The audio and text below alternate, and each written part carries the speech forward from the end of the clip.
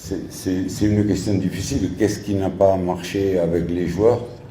Je pense pas que ce soit au niveau de l'état d'esprit. Franchement, quand je vois les joueurs là dans le vestiaire en train de pleurer, ça me fait mal parce que quand vous êtes le responsable d'une équipe, c'est vous qui prenez la responsabilité de faire l'équipe, de faire les changements. Les joueurs, ils essayent.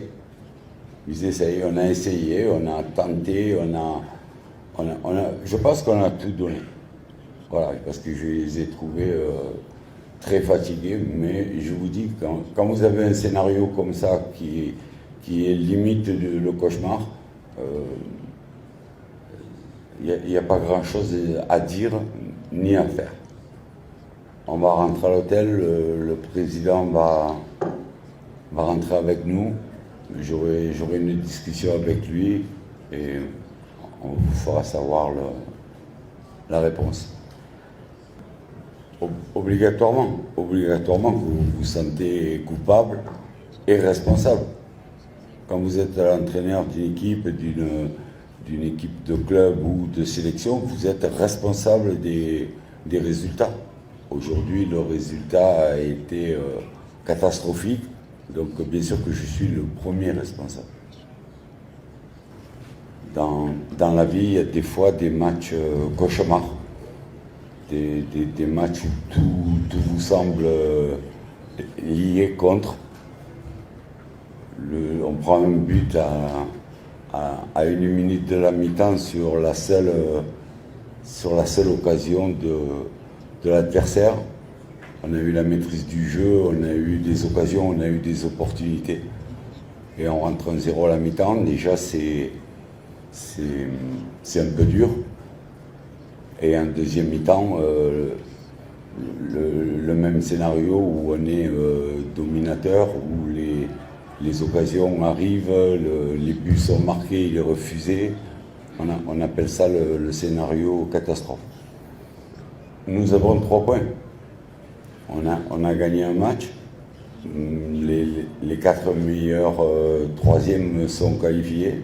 On va espérer, mais quand on attend le résultat des autres, c'est pas bon signe.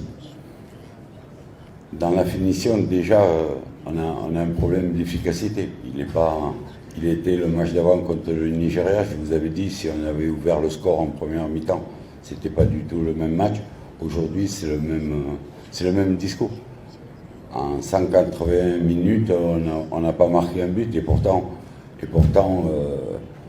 on a essayé de mettre encore plus d'attaquants pour revenir au score.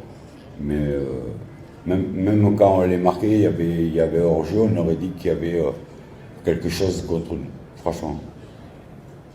Non, j'étais découragé, mais un Ivoirien n'est jamais découragé.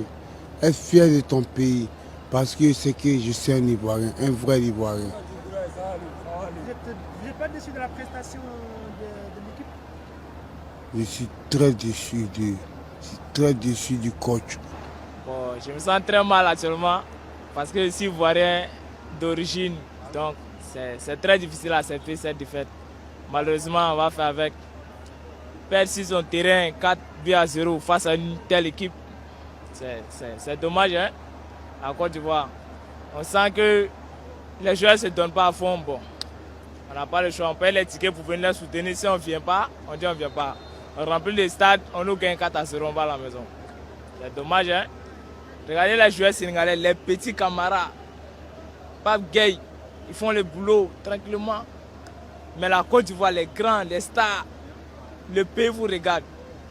La honte totale, je suis déçu vraiment. Très déçu. Vraiment ahurissant. On espère juste que le bon Dieu aura pitié de nous. Vraiment. On espère, on compte également sur vous, si la prière tout un chacun, pour espérer au moins être le meilleur troisième pour pouvoir continuer.